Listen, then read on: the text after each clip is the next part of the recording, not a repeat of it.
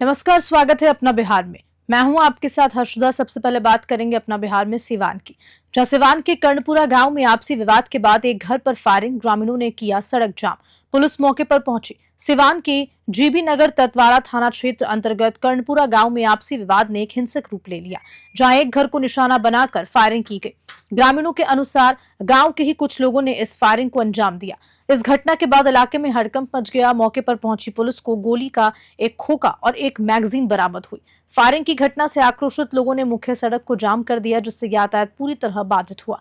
हालांकि पुलिस अधिकारियों ने लोगों को कार्रवाई का भरोसा देकर जाम को हटवाया। फिलहाल पुलिस मामले की जांच कर रही है। दोषियों की पहचान करने का प्रयास जारी है। सिवान से गगन पांड्या की रिपोर्ट। लखीसराय में रेलवे टिकट में धांधली, मनकट्टा स्टेशन के चीफ बुकिंग वर्ल्ड को आरपीएफ ने गिरफ्तार किया। लखीसराय जिले के मनकट्टा रेलवे स्टेशन पर आरपीएफ ने तत्काल टिकट में हेराफेरी के मामले में बड़ी कार्रवाई को अंजाम दिया। रेलवे सुरक्षा बल द्वारा वरीय पदाधिकारी के निर्देश पर चलाए जा रहे विशेष अभियान के तहत दानापुर रेल मंडल के मोकामा किउल रेल खंड पर तैनात chief booking clerk Ajay Kumar को गिरफ्तार किया। आरपीएफ इंस्पेक्टर प्रशांत कुमार ने जानकारी दी कि अजय कुमार आरक्षित काउंटर से तत्काल टिकट निकालकर 400 से 500 रुपए में ब्लैक में बेचता करता था। गिरफ्तारी के दौरान उसके पास से एक तत्काल टिकट, 400 रुपए नकद और एक मोबाइल बरामद हुआ। पूछताछ में आरोपी ने अपनी गलती भी स्वीकार कर ली। रेलवे प्रशासन ने इस कार्रवाई को भ्रष्टाचार के खिलाफ कड़ा संदेश बताया। लखीसराय से संतोष कुमार गुप्ता की रिपोर्ट। मुख्य बुकिंग क्लर्क है, वो तत्काल टिकट काट रहा था, मौके पर रंगे हाथ गिरफ्तार किया गया है। क्या कुछ कार्रवाई की जा रही है? रेल अधिनियम के तहत उस पर कार्रवाई की जा रही है। क्या कुछ बरामद हुआ है? एक तत्काल टिकट बरामद हुआ है 5060 रुपया का, किशनगंज से लोकमान्य तिलक तक का। पहले भी इन पर कोई इस तरह का आरोप लगा? पहले पर इन पर कार्रवाई नहीं किया गया है। हाँ, कल ही कोर्ट में जाएंगे, उसको जेल भेजा जाएगा। हाँ, माननीय महोदय का जेल भेजा जाएगा। पीरपैंती में जनस्वराज के कार्यक्रम में प्रशांत किशोर ने नीतीश पर सीधा हमला बोला। कहा 2025 में नहीं बन पाएंगे सीएम। जन स्वराज अभियान के तहत प्रशांत किशोर बुधवार को भागलपुर के पीरपैंती पहुंचे, जहां हजारों समर्थकों ने उनका जोरदार स्वागत किया। लक्ष्मी नारायण +2 विद्यालय परिसर में आयोजित कार्यक्रम में प्रशांत किशोर के साथ मंच पर जन स्वराज के कई अहम पदाधिकारी उपस्थित थे, जिनमें भागलपुर जिला अध्यक्ष अरविंद साहा, पीरपैंती विधानसभा के संभावित प्रत्याशी घनश्याम दास, जिला संयोजक अनुज सिंह, कोर कमेटी सदस्य सोनी भारती, मुखिया जिला अध्यक्ष वंदना झा और राज्य कोर कमेटी के निशिकांत मंडल शामिल थे। अपने संबोधन में प्रशांत किशोर ने बीजेपी, आरजेडी और सीएम नीतीश कुमार पर जमकर हमला बोला। उनका कहना है कि नीतीश कुमार अब मानसिक और शारीरिक रूप से कमजोर हो चुके हैं। उन्हें अपनी पार्टी के नेताओं तक के नाम याद नहीं रहते। उन्होंने दावा किया है कि 2025 में नीतीश कुमार कभी मुख्यमंत्री नहीं बन पाएंगे और इसके लिए वे लिख कर देने को तैयार हैं। भागलपुर से सौरभ दुबे की रिपोर्ट। बढ़ाई गई है। महिलाओं के लिए सबसे बड़ी सुविधा तो ये है कि उनके बच्चों के लिए पढ़ाई की व्यवस्था की जा रही है, और जब तक ये खिचड़ी और डिग्री वाली पढ़ाई की व्यवस्था नहीं सुधरेगी, तब तक हर गरीब महिला, हर गरीब परिवार को ये अवसर रहेगा कि वो अपने बच्चे को प्राइवेट स्कूल में जाकर पढ़ाए और उसका खर्चा, उसका फीस सरकार की ओर से भरा जाएगा। और पश्चिम बंगाल में क्या कहना है? जो महिलाओं के लिए हम लोग कह रहे हैं कि हर महिला अपने घर में रोजी रोजगार कर सके, लखीसराय में कश्मीर आतंकी हमले के विरोध में बीजेपी कार्यकर्ताओं ने कैंडल मार्च निकाला। केंद्र सरकार की सख्त प्रतिक्रिया का ऐलान हुआ। कश्मीर के पहलगाम इलाके में हुए आतंकी हमले में 2 दर्जन से ज्यादा निर्दोष लोगों की मृत्यु के विरोध में लखीसराय में भारतीय जनता पार्टी के कार्यकर्ताओं ने जोरदार प्रदर्शन किया। शहर के छोटी दुर्गा स्थान से शहीद द्वार तक कैंडल मार्च निकाला, जिसमें बड़ी संख्या में कार्यकर्ता शामिल हुए। इस दौरान सभी ने आतंकवाद के खिलाफ एकजुट होकर आवाज बुलंद की। इस मौके पर बीजेपी जिला अध्यक्ष दीपक कुमार का कहना है कि कश्मीर में मारे गए लोग भारत माता की संतान थे। आतंकियों ने उनका नाम और धर्म पूछकर गोली मारी। ये बर्बरता भारत कभी स्वीकार नहीं करेगा। उनका कहना है कि केंद्र में नरेंद्र मोदी की सरकार है और अब आतंकियों को उसी तरह जवाब मिलेगा जैसे पहले सर्जिकल और एयर स्ट्राइक के जरिए मिला करता था। दीपक कुमार ने 2 टूक कहा कि अब भारत 26/11 वाला देश नहीं रहा। अगर आतंकियों ने चुनौती दी तो भारत सरकार उसे स्वीकार करती है और उसका माकूल जवाब देने के लिए पूरी तरह से तैयार भी है। लखीसराय से संतोष कुमार गुप्ता की रिपोर्ट। अलौली में बहुप्रतीक्षित ट्रेन सेवा शुरू होने की खुशी में फरकिया वासियों ने जश्न मनाया, मिठाई बांटी और अबीर लगाया। कई सालों से ट्रेन सेवा का इंतजार कर रहे फरकिया वासियों के लिए 24 अप्रैल ऐतिहासिक दिन साबित होने जा रहा है। अलौली रेलवे जंक्शन से बहुप्रतीक्षित ट्रेन सेवा शुरू होने की पूर्व संध्या पर फरकिया मिशन देश बचाओ अभियान के बैनर तले स्थानीय लोगों ने उल्लास से भरा कार्यक्रम आयोजित किया। स्टेशन परिसर में लोगों ने अबीर गुलाल लगाकर खुशियां मनाई और एक दूसरे को मिठाई खिलाकर बधाई दी। अभियान के संस्थापक अध्यक्ष किरण देव यादव ने कहा कि ट्रेन सेवा की शुरुआत से अब फरकिया के लोग भी ट्रेन की सिटी सुन सकेंगे। ये सपना पूर्व केंद्रीय रेल मंत्री स्वर्गीय रामविलास पासवान का है, जो अब साकार हो रहा है।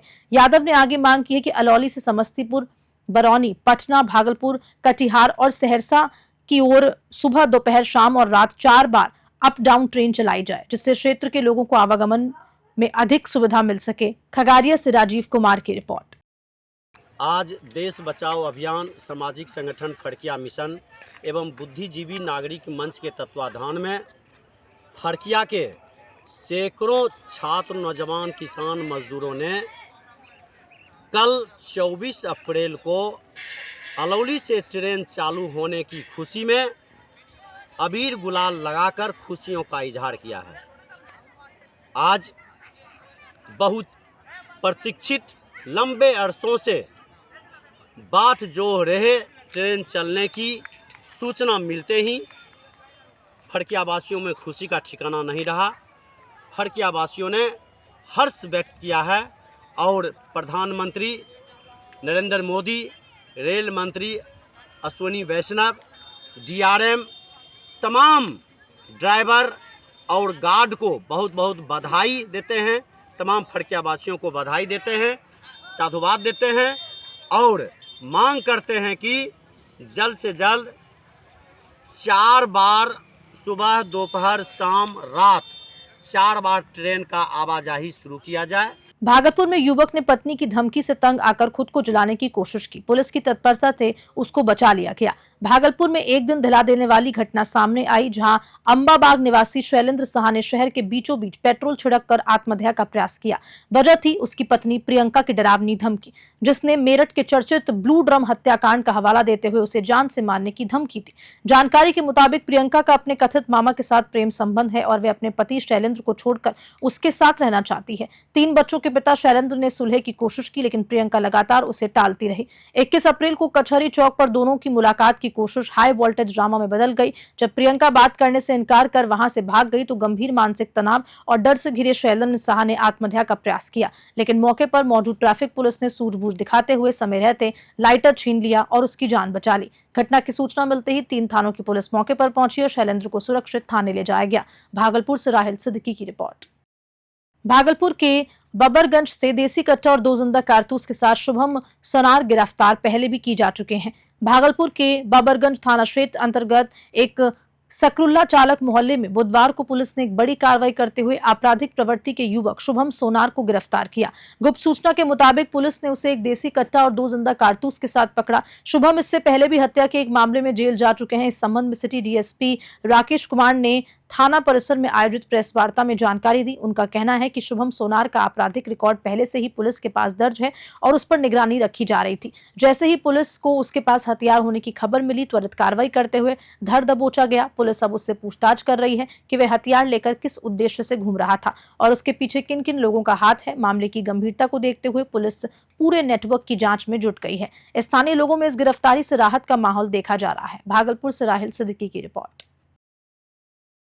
शेखपुरा से खबर है, जहां पुलिस का सघन रूटीन चेकिंग अभियान जारी है। गाड़ियों की तलाशी और कागजात की जांच हो रही है। शेखपुरा जिले में अपराध पर अंकुश लगाने और शराब सेवन कर वाहन चलाने जैसी घटनाओं को रोकने के उद्देश्य से पुलिस ने सघन रूटीन चेकिंग अभियान शुरू कर दिया। पुलिस मुख्यालय के निर्देश पर नगर थाना सहित जिले के विभिन्न थाना क्षेत्रों में यह अभियान चलाया जा रहा है।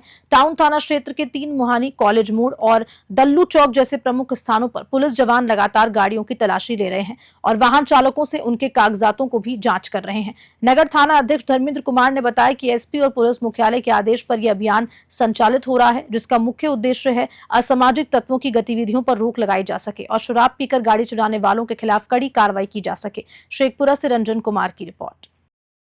हर बार की तरह इस बार भी ये रूटीन चेकिंग है संध्या में। मैंने सर अवैध अन्य स्तर को आवाजाही, शराब का रोकथाम, ऊपर से प्रधानमंत्री की यात्रा मधुबनी में होने वाली है, इसी सब सुरक्षा के दृष्टि से भी रोड पे वाहन चेकिंग ये सब चीज़ हो रहा है और होटल चेकिंग भी हो रहा है।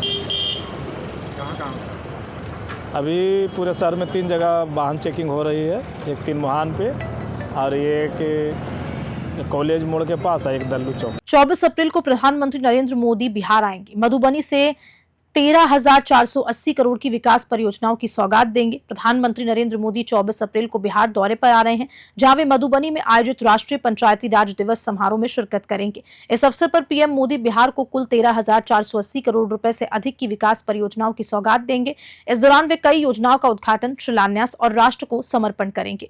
गोपालगंज के हथुआ में 340 करोड़ की लागत से एलपीजी बाटलिंग प्लांट की आधारशिला रखी गई है। वहीं बिजली क्षेत्र में 6,200 करोड़ रुपए से अधिक की परियोजनाएं शुरू की जाएंगी। रेल संपर्क को बढ़ावा देने के लिए सहरसा मुंबई के बीच अमृत भारत एक्सप्रेस और जयनगर पटना के बीच नमो भारत रैपिड रेल को हरी झंडी भी दिखाएंगे। साथ ही कई नई रेल लाइनों और ओवरब्रिज का उद्घाटन करेंगे प्रधानमंत्री मोदी। महिलाओं और ग्रामीण विकास को लेकर भी बड़ी घोषणाएं करेंगे। दीनदयाल अंत्योदय योजना के तहत 930 करोड़ रुपए से अधिक की सामुदायिक निवेश निधि 2 लाख से ज्यादा महिला स्वयं सहायता समूह को वितरित की जाएगी। पटना से मयंक की रिपोर्ट। मुजफ्फरपुर के डॉक्टर वसीम उस रहमान ने यूपीएससी में 281वीं रैंक हासिल कर जिले का नाम रोशन किया। सिविल सेवा परीक्षा 2024 के परिणाम घोषित हो चुके हैं और इस बार भी बिहार के होनहार युवाओं ने देश भर में परचम लहराया। मुजफ्फरपुर जिले के हथौड़ी गांव के रहने वाले डॉक्टर वसीम उर रहमान ने 281वीं रैंक हासिल कर न सिर्फ अपने गांव और जिले का नाम ऊंचा किया, बल्कि संघर्ष और लगन की मिसाल पेश की। डॉक्टर वसीम एमबीबीएस की पढ़ाई पूरी करने के बाद सफदरगंज अस्पताल में सेवा दे रहे थे और इसी दौरान उन्होंने सिविल सेवा की तैयारी शुरू कर दी। 3 बार अफसर रहने के बावजूद उन्होंने हार नहीं मानी। चौथे प्रयास में उनकी मेहनत रंग लाई और उन्होंने देश की सबसे कठिन परीक्षा में अपना स्थान पक्का कर लिया। उनकी सफलता पर गांव और परिवार में खुशी की लहर दौड़ गई। लोग उन्हें बधाइयां देने उनके घर पहुंच रहे हैं। वसीम ने अपनी सफलता का श्रेय माता पिता, शिक्षकों और दोस्तों के सहयोग को दिया है। मुजफ्फरपुर से ब्यूरो रिपोर्ट। रहमान एक अच्छा लड़का था, पहले से भी जीनियस था पढ़ने में। शुरुआती उसका डीएवी से स्टार्ट हुआ, अलीगढ़ उसके बाद उसका तैयारी हुआ। इंटर करने के बाद वो मेडिकल में भी जो है वहाँ से निकला। बिहार का भी टॉपर स्टूडेंट था। 2014 के पहले जो नीट नहीं था, हर स्टेट का अलग अलग होता था और उसमें हर स्टेट में अच्छा किया। बिहार में टॉप किया था और सफदरजंग का जो है तो उसमें जो है तो बिहार के कोटे से पहला नंबर था। खबर के साथ अपना बिहार में इतना ही। नमस्कार।